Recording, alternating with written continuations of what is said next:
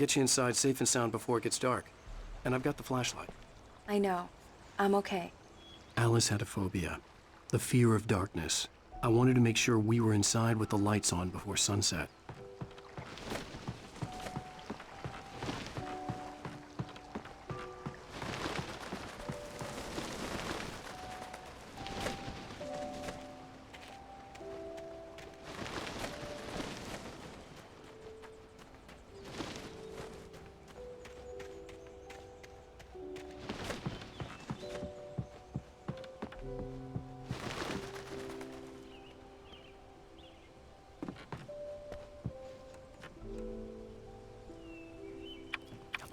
Here we go. Let's take a look inside.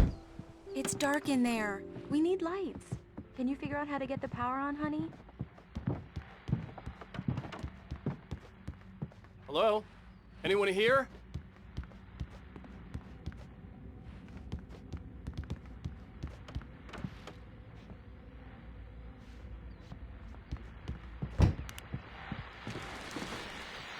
The Deerfest guests have already started to arrive. Just ran into one on the ferry. A famous artist, no less.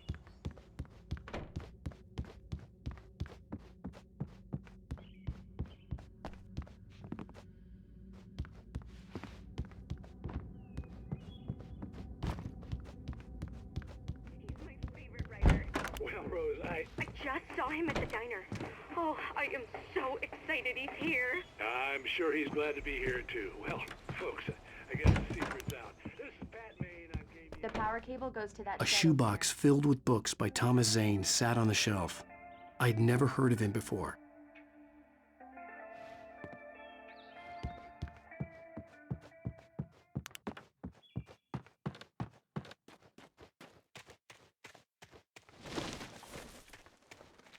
The island had once been the site for a love story. Maybe it would be that again.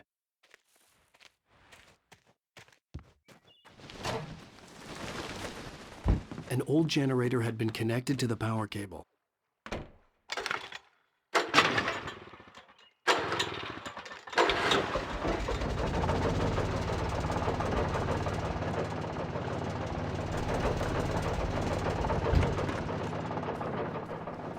The lights are on!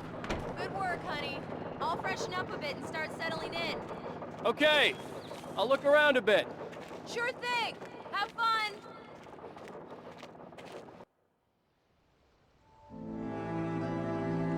It was a beautiful place.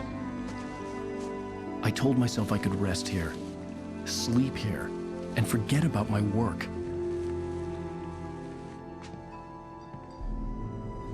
I thought we could be happy here.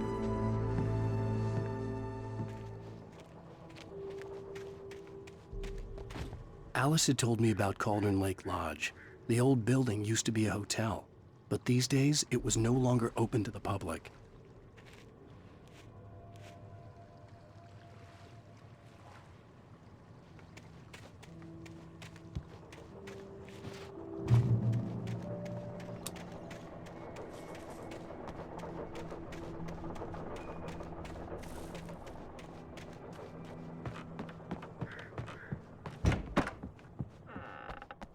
Alice?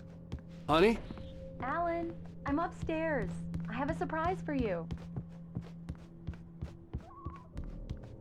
Well, hello there. I'm not the surprise. It's in the study. Go take a look. Okay.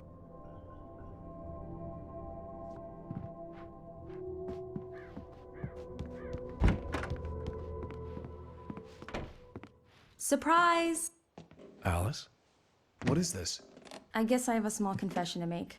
I thought maybe you could write here that a change of scenery would get you past... Damn it, Alice! Everyone Hey, hey, just hear me out! There's a local doctor, Dr. Hartman. I read a book of his. He has a private clinic here. He specializes in helping artists. So now you want to get me committed? No! It's not like that. That's not... Alan? Alan? Just don't! I don't want to hear it! God damn it, Alice! God damn it! I knew she wouldn't follow me in the dark. I needed some time alone to think things through.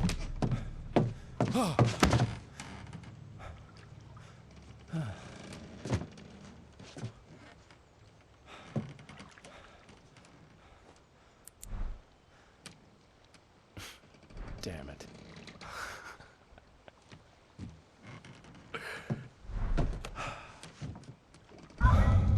Alice?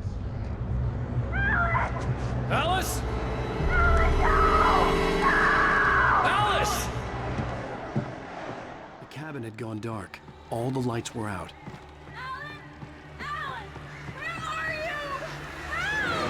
Alice, I'm coming! It's all right, I'm coming! What the hell? Alan! Help me! Alice? Alice?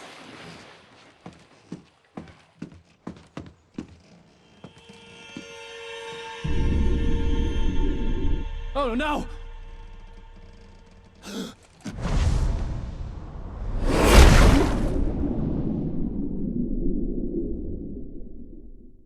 Keep going, Alan. Wake up. Alice?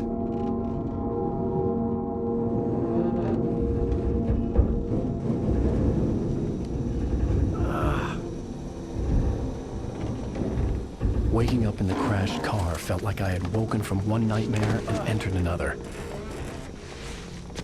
I couldn't remember how I got there. All I knew was that something terrible had happened to Alice. The phone was dead. I'd have to find help on foot.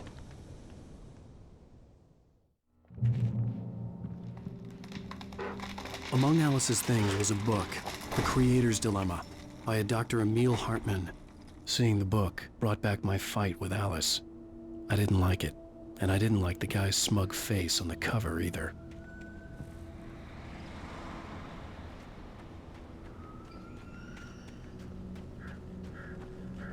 The gas station was my best bet. They'd have a phone I could use. It looked like a long hike through the forest to get there.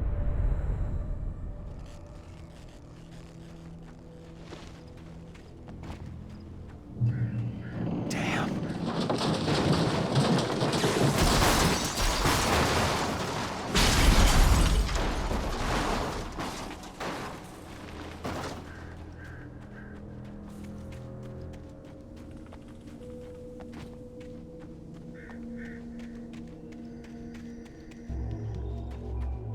Hello?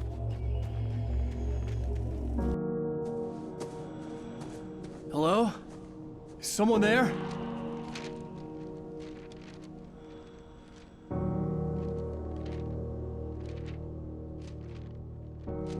The loose sheets of paper were pages from a manuscript entitled Departure. That was the name I planned to use for the next novel I had never gotten started. I was named the author. I hadn't written it. I couldn't remember writing it. In the scene on the page, the hero was attacked by an axe murderer in the woods at night.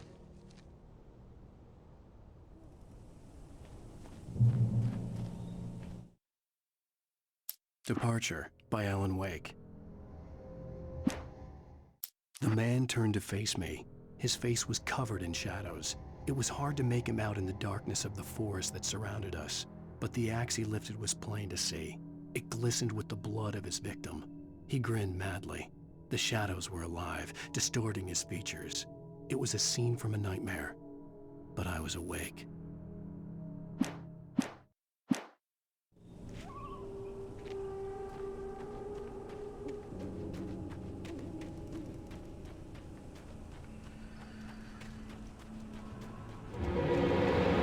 Anybody there? Please, I've been in an accident.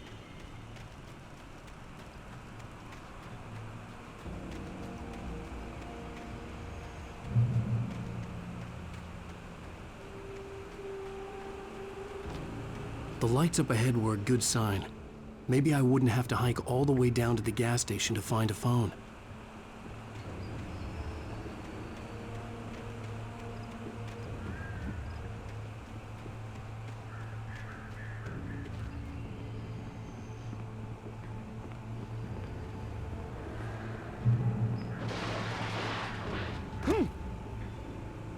Anybody there?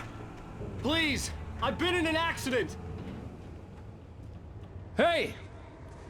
Hey, you! Phil! There's been an accident. I need help. Listen, Deposit. I need to... Premium cabins for rent in... Oh, hell. Carl Stuckey. Pleased to meet you. Non-refundable reservation deposit required.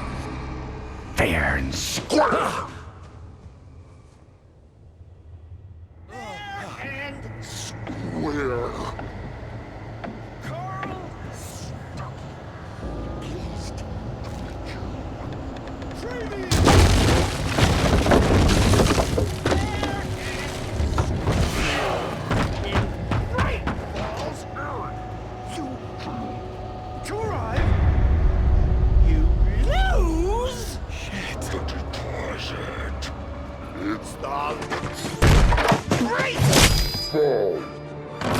I had to figure a way out of this.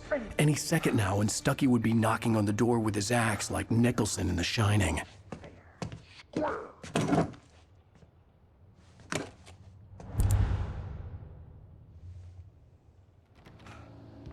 During your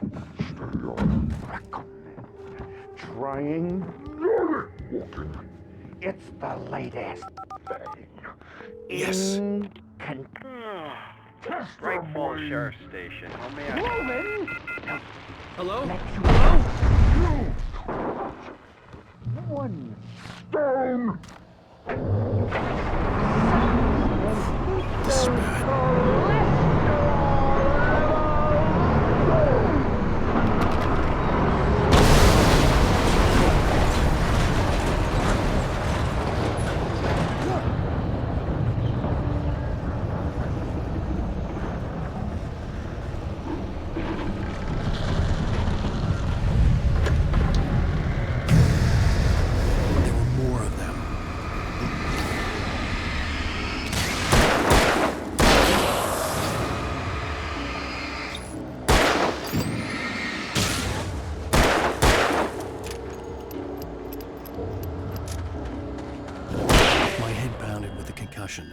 I'd never fired a gun outside a shooting range, and now I just killed someone.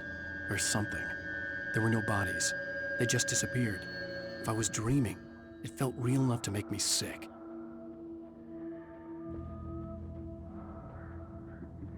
Eerie hand-painted graffiti was revealed by my flashlight. Someone had hidden a chest of supplies near it.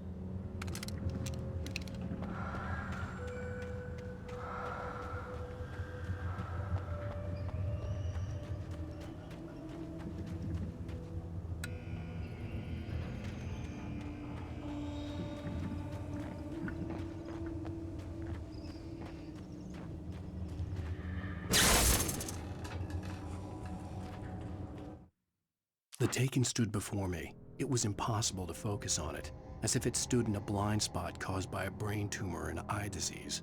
It was bleeding shadows like ink underwater, like a cloud of blood from a shark bite. I was terrified. I squeezed the flashlight like my life depended on it, willing it to stop coming any closer.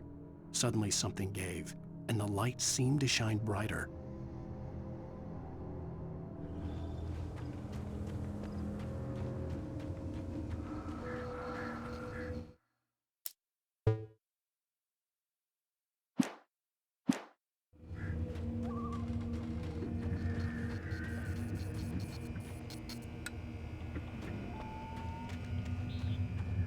The dark forest was the last place I wanted to go, but I had no choice. I had to get to the gas station. It's rabbit season.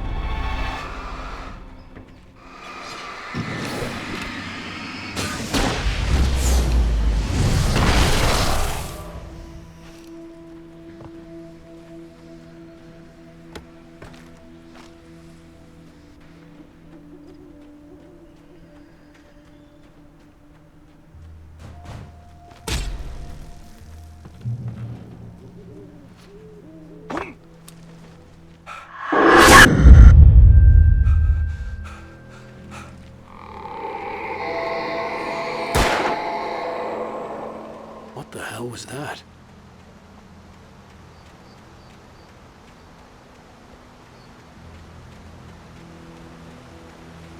When I saw the river below, something uncoiled itself inside my head. I realized that I'd have to find a way across. I didn't even want to look at the water.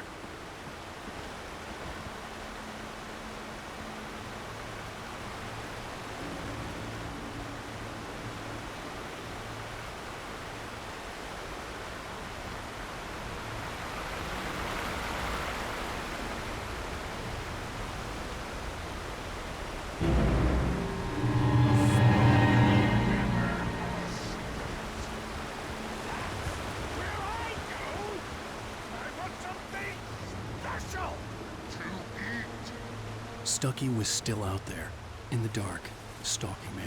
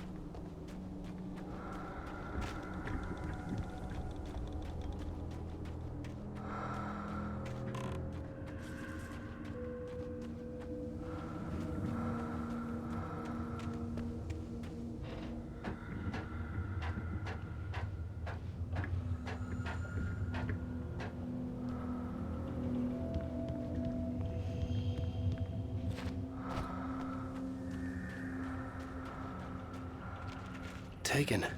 They're taken.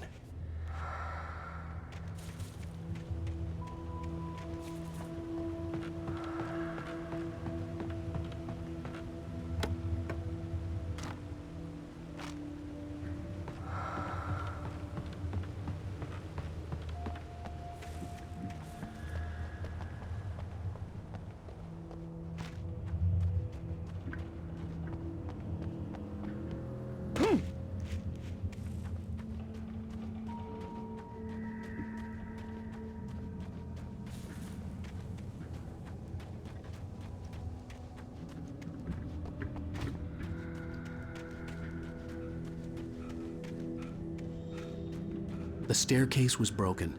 I had to make my way up some other way.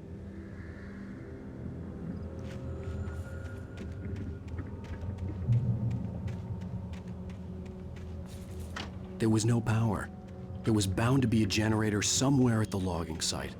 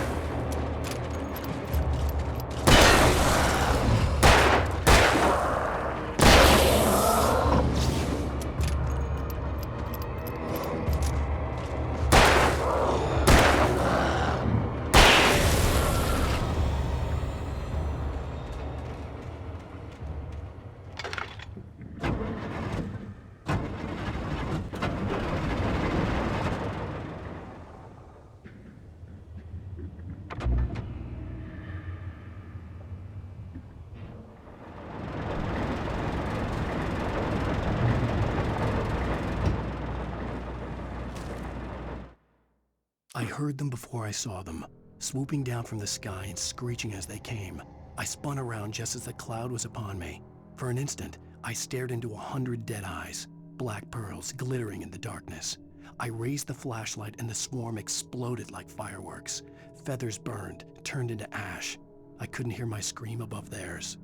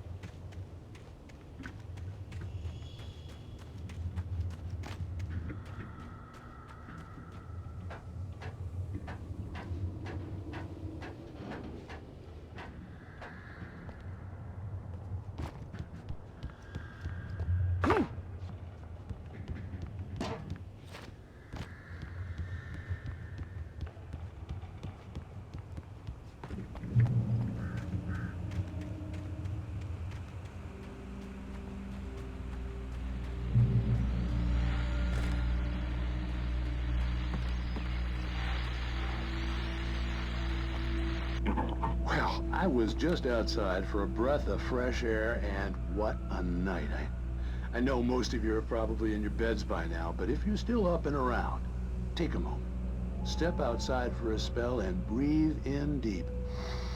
The weather is absolutely still. The sky is crystal clear. It's like the forest is quietly breathing along with you. As you listeners know, I'm a night owl, and it's on nights like this I wish I wasn't cooped up in the studio.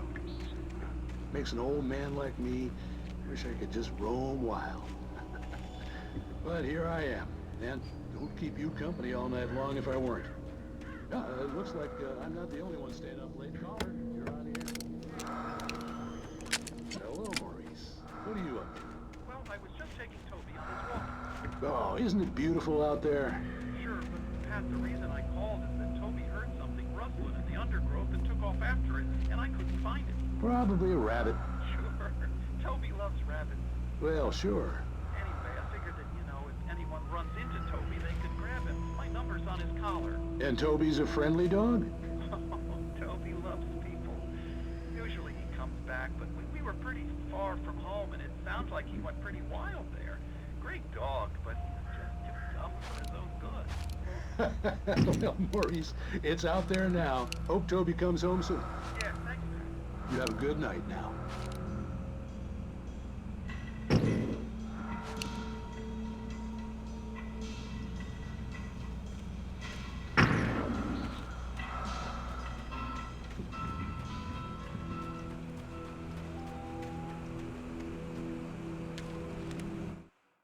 At first, I kept finding the pages as if by accident. The book I couldn't remember was either a terrible and true prophecy or an act of creation that had rewritten the world. I began to hunt the pages feverishly, for they held the answer to the mystery. With it, I could save myself. With it, I could save Alice.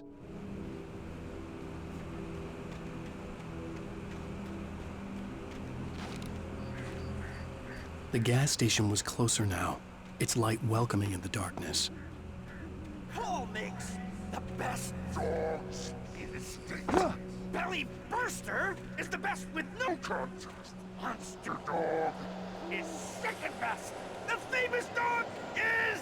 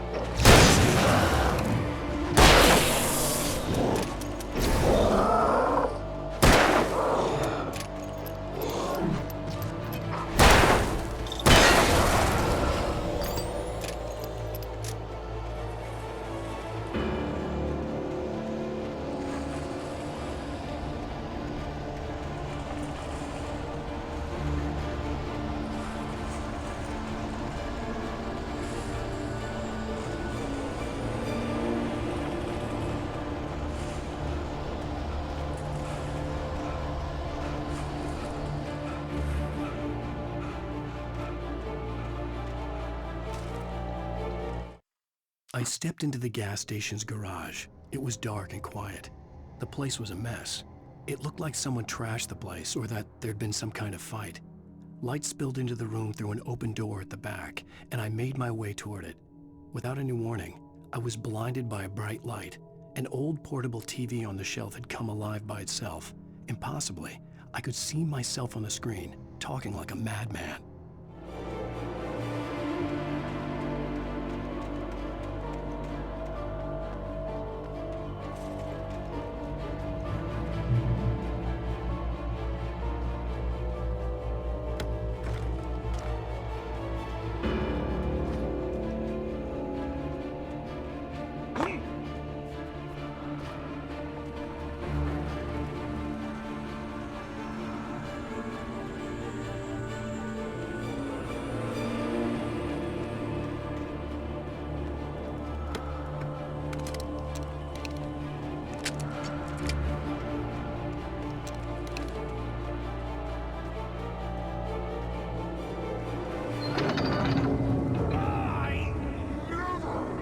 Salad, no. A man like me needs a Epstein. No.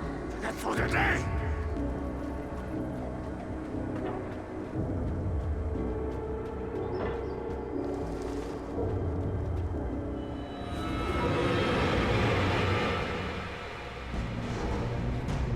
We enjoy the magnificent.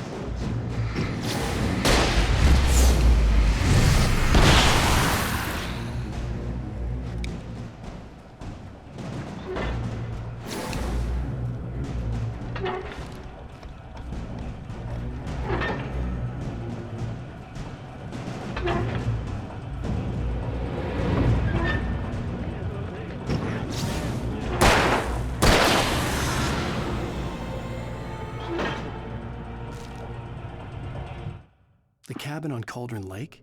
She asked. The sheriff looked at me suspiciously. The early morning light flooded through the office windows. I would probably never have gotten out of the woods alive without her help, but I couldn't tell her the truth of what I'd faced the previous night. She'd think I was lying or crazy. She'd lock me up, and she wouldn't help me find Alice.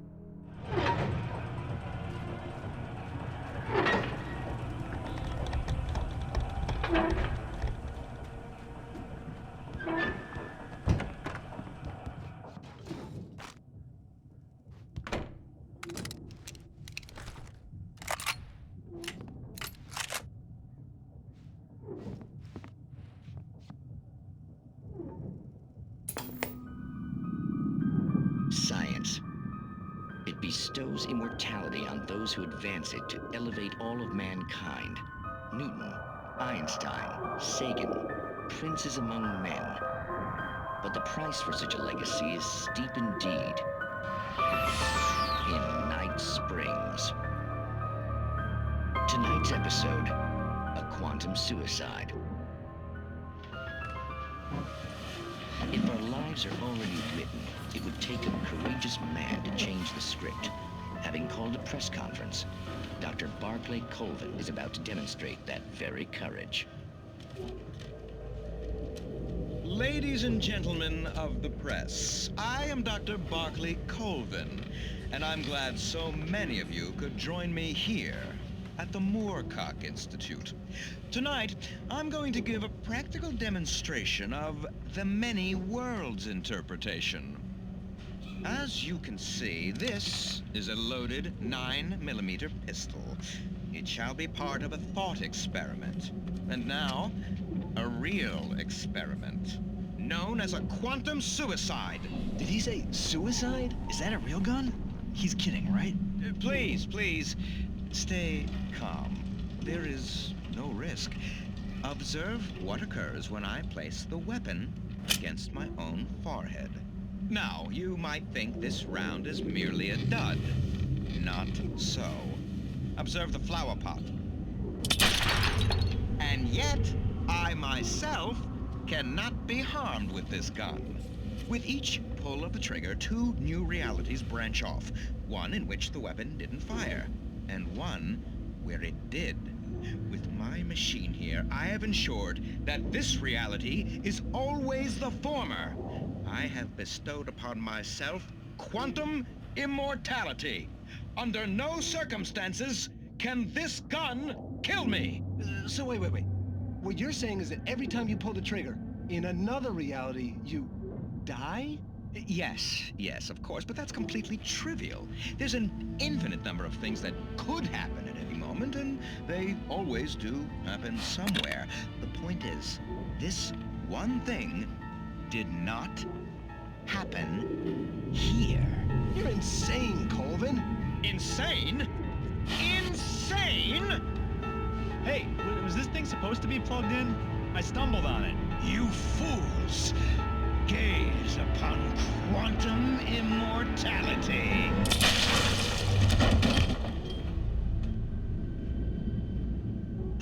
Poor Dr. Colvin, felled by his own hubris or the ignorance of the masses.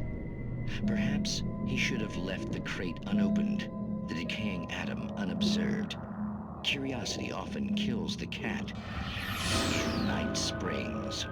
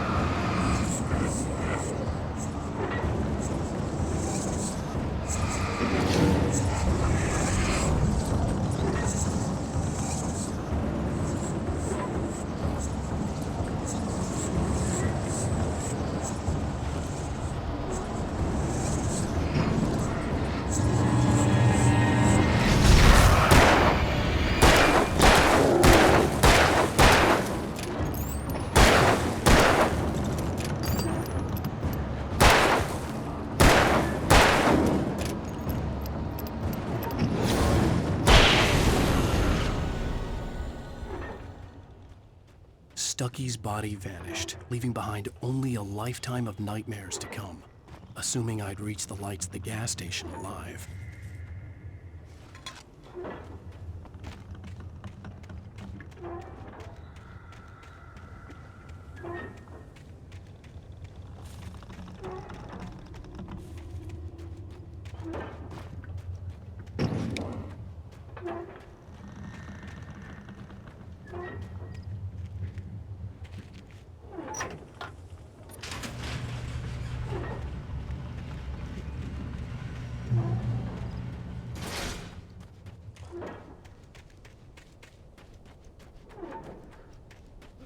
I recognized the parade float I had seen in Bright Falls when I first arrived with Alice.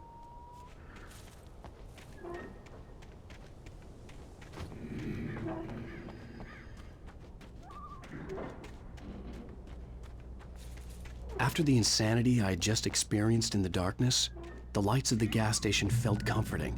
At least for a moment, the sane world reasserted itself. The garage was a mess.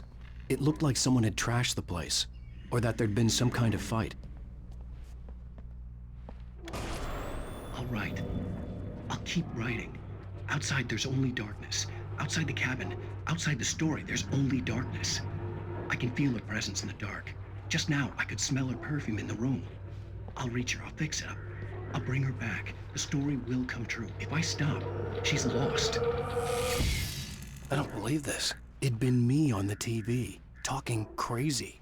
Was I losing my mind?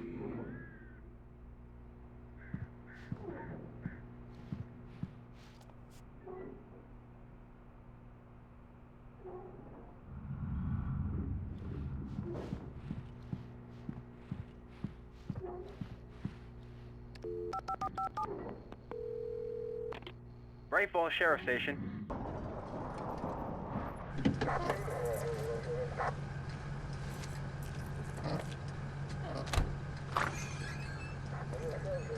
Oh, thank God, Sheriff. Sheriff Sarah Breaker. You are... I'm Alan Wake. But listen, I was in a car crash. My wife, Alice, she's missing. Calm down, Mr. Wake. We were staying in a cabin on the island, on Cauldron Lake. There's no island on Cauldron Lake. Not since the big eruption in the 70s. Please, I can take you there, okay? You look like you've taken a pretty bad knock to the head.